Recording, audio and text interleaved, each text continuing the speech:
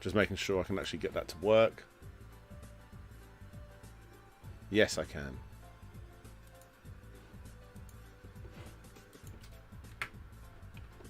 There you go. Just go and watch it on there instead.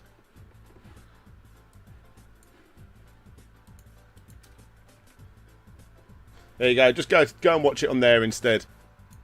How's that for you? Right.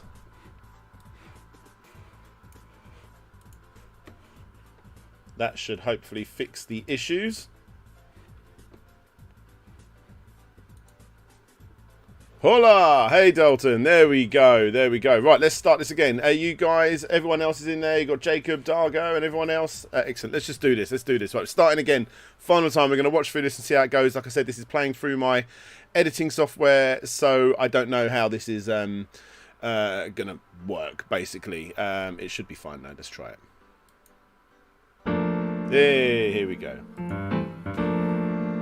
Some games are just way too ambitious. Sure, sometimes that's actually fair enough. I mean, I remember seeing gameplay trailers for Grand Theft Auto 5, for example, as they teased what was going to be included, and I'm pretty sure everybody was the same with their reactions. This, for the time, was unbelievable.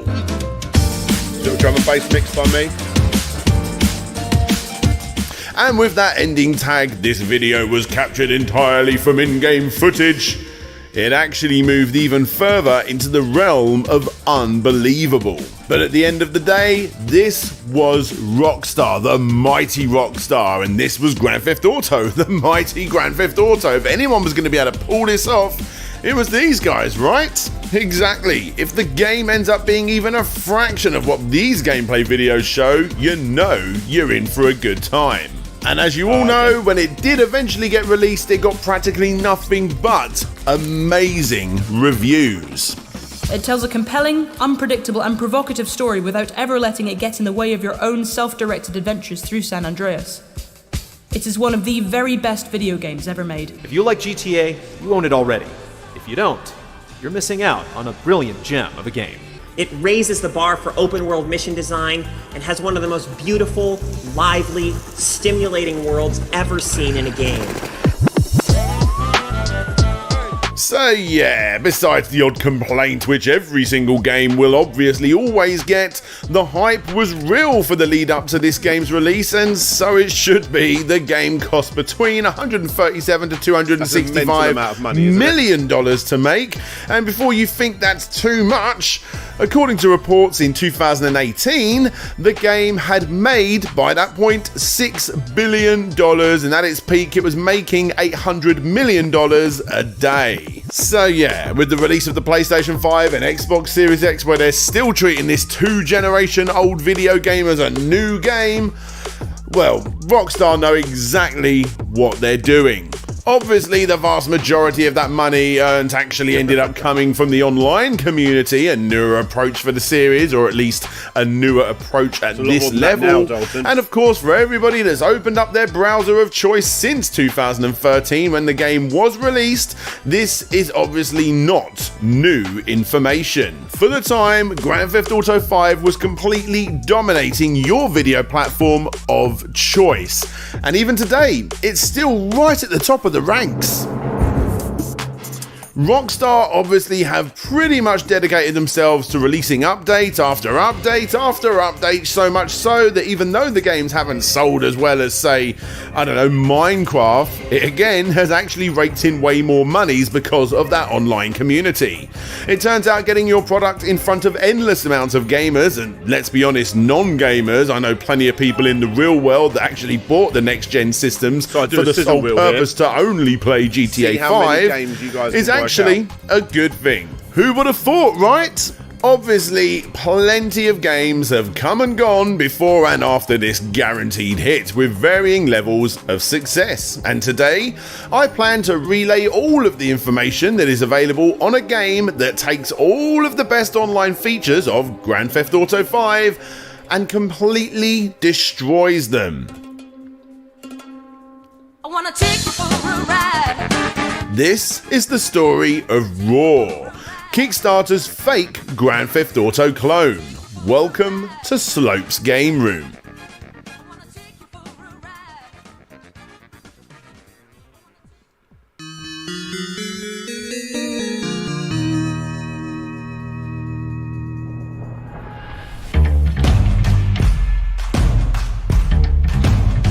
Somewhere out there, far away, someone has built a town. A town where you can live, work, do business, and which can be governed. What you are looking at is the trailer for the game Roar, an MMORPG game that for the right people again completely smashes games like Grand Theft Auto 5 out of the park. And the aim of the game is really down to you. The small town needs people to run the shops that run out of supplies. It has land for you to purchase and build on, not just in the town but anywhere really on the game. Find the best way to earn money, whether that be in the service industry, hospitals, starting up your own factory entirely. Don't forget to build a warehouse too and hire real world workers to work in said factories, produce any kind of goods and then work with courier companies to deliver those goods, again, other players. Discover oil and open up fueling stations, or just work in the police force and work your way up. Or of course, you could be a bit more GTA typical. Become the mayor and constantly tackle to keep that job, building upon the town by giving other people jobs beneath you, and obviously making sure to actually listen to your residents' needs too before they come fighting for your job. And then of course you've got all of your downtime activities: fishing, shooting, flying, playing with incredible sports cars to discover the stupidly big open world. You can go camping, hunting, the possibilities are endless. And like I said, you can do all of the usual GTA stuff too, which is obviously the big selling point. You can club together to take on the cops, or be the cops and take on the bad guys. Sounds amazing. The good thing about games like this is that practically anybody can enjoy it, but of course nobody can enjoy it because it never got released. But let's not get ahead of ourselves here, guys. Let's go back to June the 16th of 2019, when this project first got off the ground. The trailer was obviously the big selling point here, and 10 days later, the 70k euro project was funded. That tiny figure continued to rise pretty consistently, even though pretty much everyone that was reporting on it was saying the same thing. How the hell are a tiny team that have never made a game before going to make something that arguably looks more impressive than Grand Theft Auto, which again cost $137 to $265 million initially to make? And these guys only wanted 70k. Plus, when you go back and look at that trailer, there's no real gameplay footage here. Well, that all changed, because if you go back to the 18th of January, you can see a short update claiming that the gameplay demonstration is actually on its way. And according to commenters that were a part of the now destroyed Discord server, that demonstration was coming within a week of the launch of the campaign. And spoiler alert, that demonstration was late. But don't worry, because it did arrive on the 24th of June 2019, along with a whole heap of unanswered questions by concerned fans. So whilst this gameplay footage plays, I will read a few of the answers found in this post. Has anybody heard of this? Why the goal is $79,000? You can't do anything with this budget. We had to prepare our campaign in a hurry. We planned to prepare some gameplay but did not have time due to the above reasons. We decided to reduce our goal to $79,000. Of course, we need a lot more than $79,000. The minimal comfortable amount is about $300,000. We said earlier that there will be several fundraising campaigns. Kickstarter is the first stage. After Kickstarter campaign, we will start Indiegogo campaign. By the time we open it, we will have a small community already. This will give us even more confidence, and the Indiegogo campaign should go very well according to our calculations. How are you going to deal with troublemakers on the servers? In fact, this is not a problem. First, the server administrator will be able to give reliable players moderator rights. The moderators will be able to put violators in the blacklist. Do you use open marketplace assets? Of course we use public assets. We're not hiding it. Of course all public assets will be replaced with custom ones over time. There's plenty more in this post, you can go look at it yourself, but honestly it's mostly just fluffer. Kinda like how the campaign trailer looked like this, and the gameplay trailer was a lorry driving along a mostly straight road and a car whizzing around a mostly flat terrain. Now the game looked amazing, and let's be honest, was amazing on paper, but there was still no actual real interactive gameplay proof of any of this ever existing. For those that don't know, all you have here is actually Unity store-bought assets, like they admitted themselves, but what you may not know is that a lot of these Unity assets actually come with everything needed to work. The way the cars drive, including the suspension, the sound, everything is literally part of a Unity store-bought asset that are basically plonked onto this flat terrain. I mean, I'm not claiming I could do this, because obviously I can't, but for those people that are in the know, doing this sort of thing is no more than a couple of hours work, and this is all that they're showing off of a game that has been in development for over 2 years. I mean, it's pretty obvious that the longer this campaign went on, it was getting more and more people calling it out as a scam. But still, it didn't matter, because that initial trailer was just so good that every time someone reported on it, even if they were calling it out as a scam, more eyes were on the project and that figure did rise and rise and rise. Of course, this also brought on people that were interested to see just how many asset rips could be found, and boy oh boy, was there a lot. Some of which were not allowed to be used in projects like this. Again, for those that don't know, when buying certain assets like these, they come with certain terms and conditions on how they can be used, and some were not even designed to be used for this type of distribution or gameplay genre. Now you may be thinking to yourself that this tiny team, of which there are only really 2 developers working on the game, should be allowed to do this. I mean, unlike Rockstar, for instance, that don't have the ability to have dedicated teams working on creating every single little asset available, these guys should be allowed to do it. And depending on your opinion, I suppose you're not wrong. After all, the team are not denying that they are using assets. I'm sure people didn't quite expect it to probably be every little thing that you see in the trailer, but still, at least they are working on the gameplay mechanics themselves, right? Well, actually, it turns out that they are purchase packs too. Here is the pro-military customizational FPS character asset used in the trailer. Anyway, after this gameplay footage trailer, the campaign hit its goal and the small team continued to promise more gameplay footage trailers, but of course we actually got nothing but excuses, and even more promises in their place. As an example of the things they promised, did you know that your shop's location is actually going to play a big part of its overall success? Your car can only park in certain parking spaces. Every single building will serve a purpose and actually be explorable. Every traffic light will operate, water pipes, ventilation systems, switchboards. After purchasing a vehicle, for instance, you need to register it. Get a number plate. Each car will have a key only available for that one car. And of course, over time, the wear and tear of the car will deteriorate, and they planned to make your character's metabolism work individually to that character too. We will make simple mathematical models of all human organs, connect them and make one organ affect the work of another. We will also add infections, various diseases, and an encyclopedia of those diseases. For example, each disease will have its own symptoms and treatments. Some diseases will have common symptoms. Then the work of medics and the overall gameplay will be more interesting. Medics will have to choose treatment options more carefully, and if they are not choose it right, there will be a risk that they will worsen the player's condition. The whole thing is completely nuts, and people are falling for it. Gone are the days of being blown away by the fact that in Shenmue, for example, you need to literally wait for a bus, because that simply wouldn't happen in this game.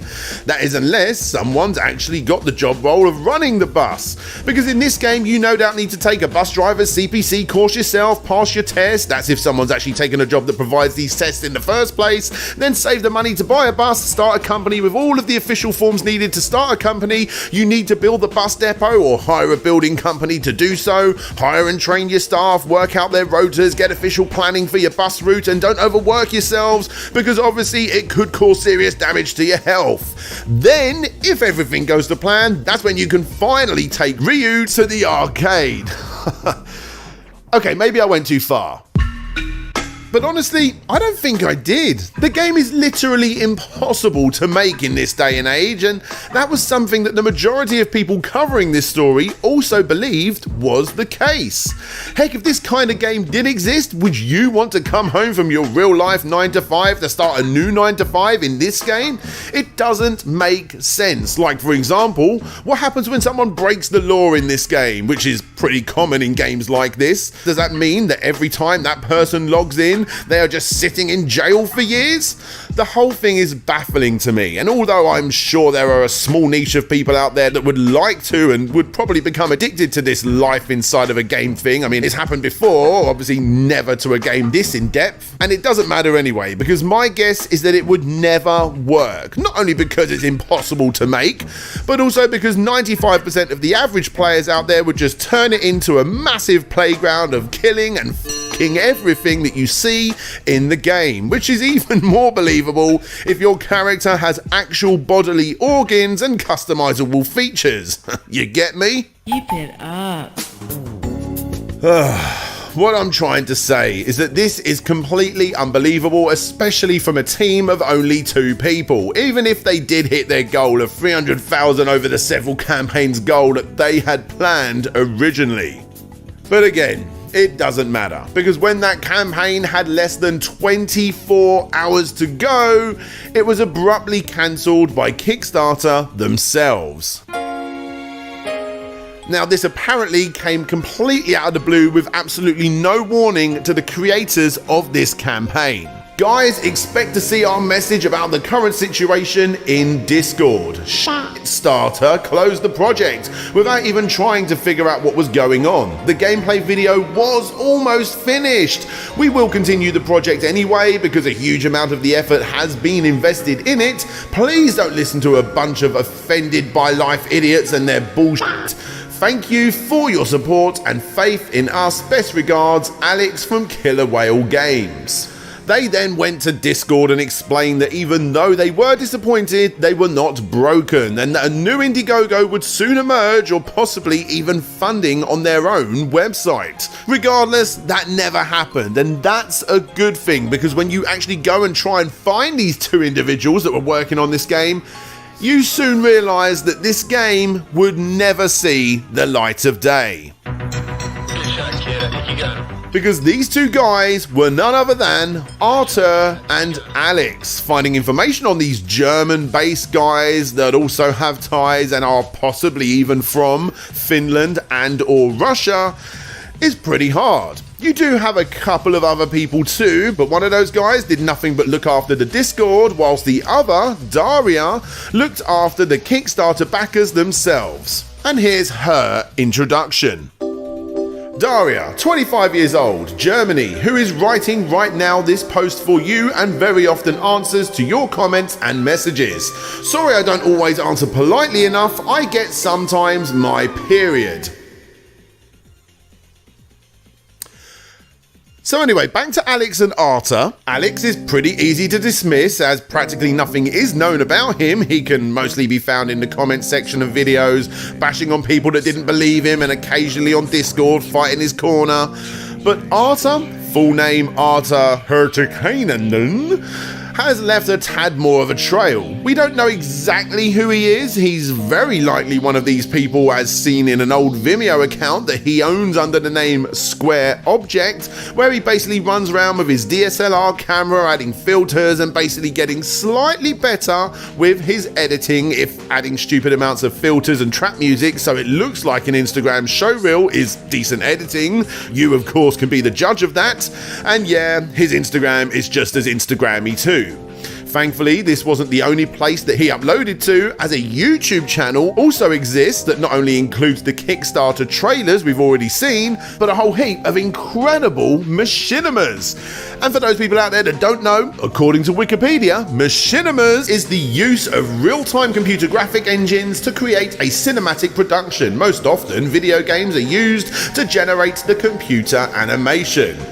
And boy, oh boy, say what you want about these individuals, but Arta is the king at making these things. Now, look, I'm not exactly in the scene, nor do I follow this whole machinima thing, but these Grand Theft Auto made, I'm assuming they're Grand Theft Auto made machinimas, to my untrained eye at least, are pretty incredible.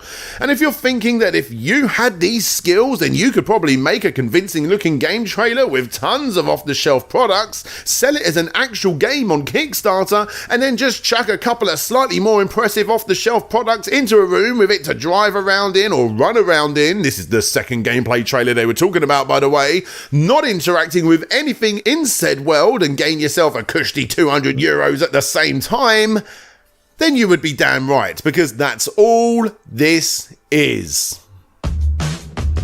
Sure, people will argue the crap out of this, and those people were mostly admins who have been fed the lie in return for a little bit of power in an online messaging app. But even they eventually turned their back on the mysterious developers because nothing was ever shown, besides these two gameplay trailers that again, technically served as nothing more than a showreel to some pretty impressive off-the-shelf Unity assets. And that's it. After the Discord was shut down, everything related to Killer World Games, as they called themselves, stopped getting updated. The website is now obviously gone too, and even Arta's own personal social medias went completely dead. I'm sure he's still out there, but he's probably, no, scrub that, definitely under a different name. Now, to be fair, there is a slight chance that these two chaps had visions of creating this incredible game like the world has never seen before. But honestly, that's all it was. A cool idea, no different than my 5-year-old son's plan to work at Nintendo when he grows up and create a new Pikmin game with all of these cool new colours. The difference is, he's 5 years old and awesome. And these guys are not. Sure they are, or at least one of them was a talented machinima artist. There's no way we can deny that. But he was a talented machinima artist that almost walked away with close to €200,000 for a product that simply did not exist and will never exist. Heck, the German website pcgames.de got so desperate with finding out who these guys were that they actually drove to the dev's so-called office, which just so happens to be a block of flats, where they got no answer. Personally, if you ask me, this was a scam through and through. But what do you guys think? Let me know down in the comments section below. And that's it. There we go, guys. It's always such a beautiful dumpster fire when a couple of people get together and think they can create something on par with multi-billion-dollar companies. Yeah, it's so stupid. It's one of those kick scammers that I've wanted to do for a while. And I was thinking, oh, can I do it? Because there's not a lot of like roundup evidence, but I think it's more like, you know, just collecting all the evidence that is available. Yeah, that tells me I don't really need to do too much more to the editing of that one. I was quite happy with how that went. Let me bring this screen down. I can show you how crazy this editing can get from time to time. But yeah, I'm glad you guys were able to watch it. Like I said, it was the first time I watched it as well. So let me drag this screen down. There we go, that's a bit better. So yeah, this is the timeline for a video like this. This is one of my smaller edited wise videos. Yeah, it's pretty busy still. There's a lot going on. Most of the action are in around these columns here and these ones here. So there's like quite a lot. Dalton had a Castlevania question. Go on, buddy. Were you ever going to tell us what the value of that collection was? So, I don't know how early it was you saw that video, but basically there was an eBay auction that went up for it. That ended up getting taken down, basically. And that was going to be the answer for the how much it was going for, because then I could officially tell you, because I sold the entire amount. Well, not mine, it's a guy I know, Quang. But the auction ended up getting cancelled, so we never got a final figure. So no, there is no answer to it. It's impossible to value, because a lot of the games in there, like if you try and find the Amiga, Commodore, and there's two other ones, I can't remember what they are. Big box, complete inbox, original Castlevania games, then you can start getting an idea. But some of those haven't even been sold on eBay in the last several years because they're so rare. So there you go. Yeah, it's great, but needs more unicorns. Haha, needs more. Everything needs more unicorns. I'm afraid. I'm up to my eyeballs with unicorns. My daughter fucking loves unicorns. So that was that. Why I cancelled it? It wasn't getting anywhere near the traction it was going for, and then I started seeing talks of people saying they're going to be putting in big auctions and then claiming they didn't receive it. It just started getting really, really worrying. I didn't want to be looking after someone's collection, the sale of someone's collection, if it ever come to that. The collection's worth well over 10,000. That's easy, minimum. But I think it'd be worth a hell of a lot more than that. A hell of a lot more than that. We're getting closer to. I can't even put a figure on it. Closer to 50 than 10, maybe around 30k, something like that. I really don't know, because some of those things are just like they're just not available anymore. Several games in there go for close to £1,000 each, and he had several copies of each one. Some of them were still in their wrapper until I unwrapped them. There were still a few in there that I didn't unwrap as well, so I'll give you an idea. I have not had the chance to watch the Castlevania vid yet. Been working, but got 3 days off, so I'll probably try and watch it tomorrow. Oh, cheers, Dominic. I hope you enjoy it, buddy. I hope you enjoy it regardless. Anyone over in the Discord again? Yeah, you got a couple of people back over in Discord. So I'm going to stop the stream now, and I'm going to go back over into the audio of the Discord. Feel free to join in if you want. I'm going to hang around in there for like 5-10 minutes, and then I don't really know what I'm going to do. You know what? I might even play a video game. Much love, everyone. Thanks for hanging out. I'll catch you over in the voice in the Discord. Discord, if you can. Discord. That's how you say it. Yeah, I'll see you over there.